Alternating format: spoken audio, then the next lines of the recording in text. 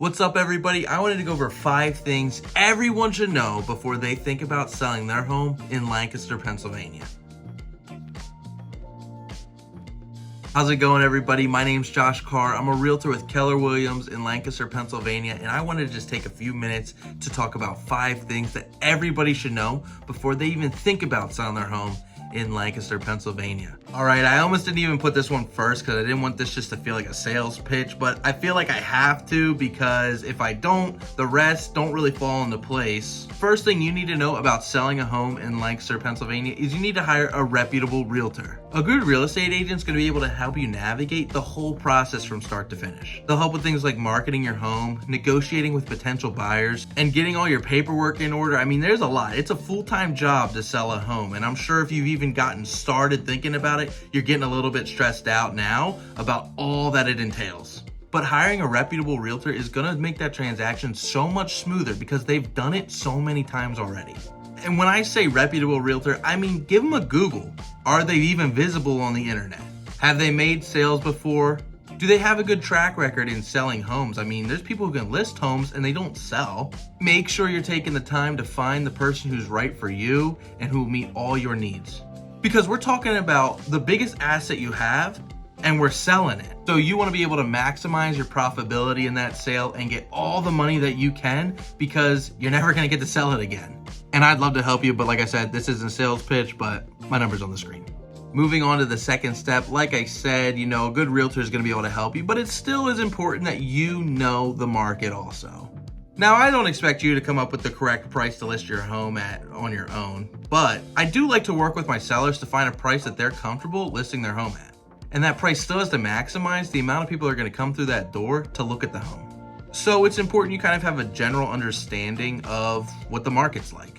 I'm making this video at 8:45 on February 22nd, and at this time there's 205 homes built and ready to sell in the entire county of Lancaster.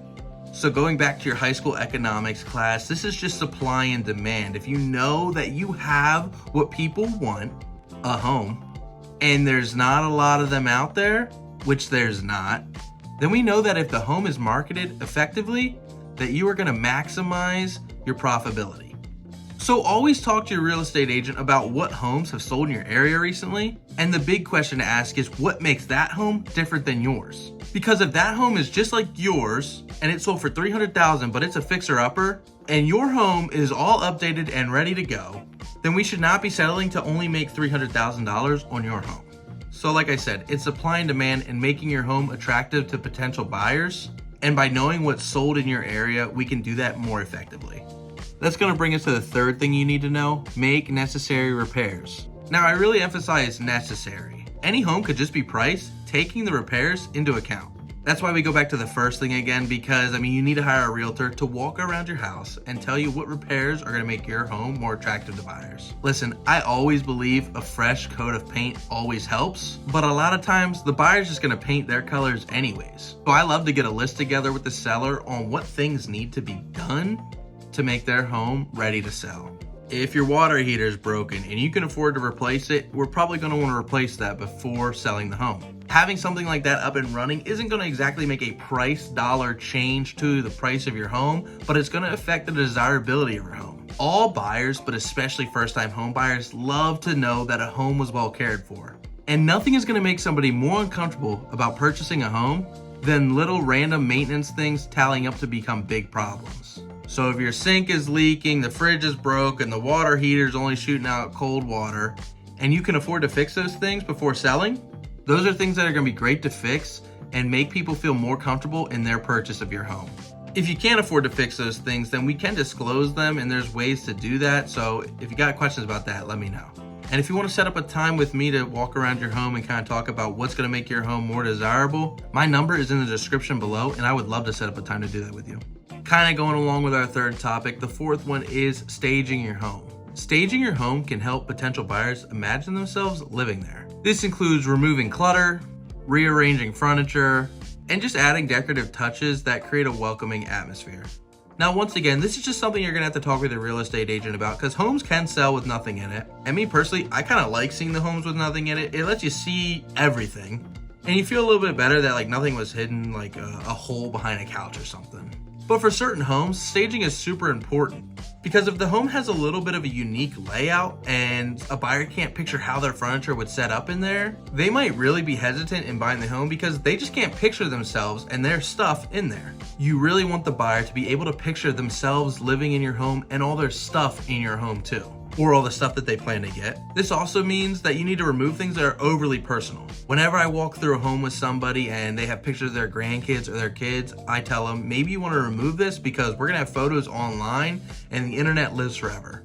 Or if somebody just has like an overly uncomfortable painting or something, I'm gonna tell them probably get rid of this, because you don't want the buyers leaving your house thinking about that painting. You want them to leave your home thinking about your home. I've been into thousands of homes and it will amaze you what some people hang on their walls. And no judgment here, but let's just think about the potential buyer coming through.